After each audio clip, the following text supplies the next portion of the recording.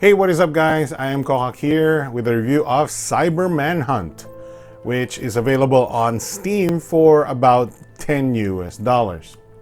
Cyber Manhunt is kind of an interesting 90s era adventure game, but set in today's social media / online internet's kind of world.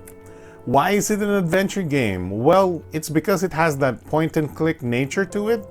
You solve abstract puzzles, but instead of checking under a rug for a key, you're futzing around in a fake GUI and logging into websites, searching for info on people and their personal lives.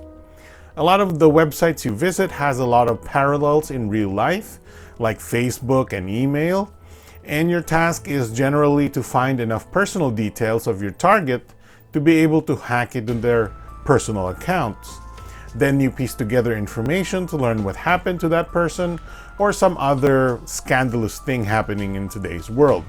You have scandals, you have CEOs, you have missing people, and somewhat predictable, there's a twist at the end. It's Metal Gear stuff, but very, very light, and you barely give a crap about any of the characters at all.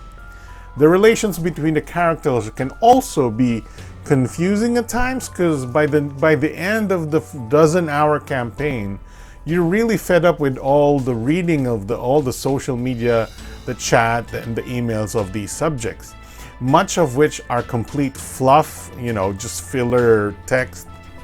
But since this is an adventure game, you might find yourself click spamming text to see if it's a vital clue to your investigation.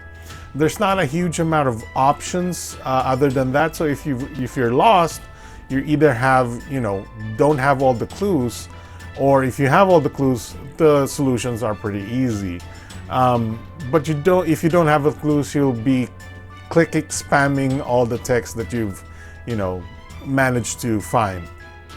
Now when you reach the last mission, which is the 5th case, it gets pretty absurd.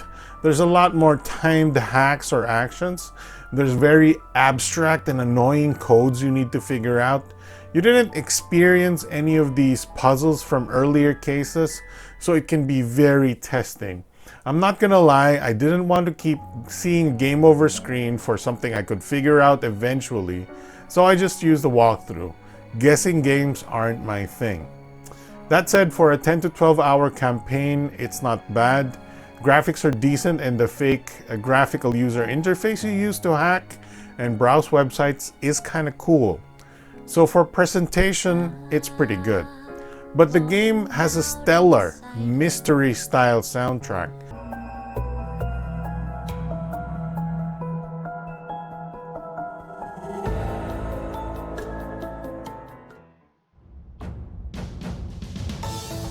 Dun dun dun dun dun dun dun dun dun.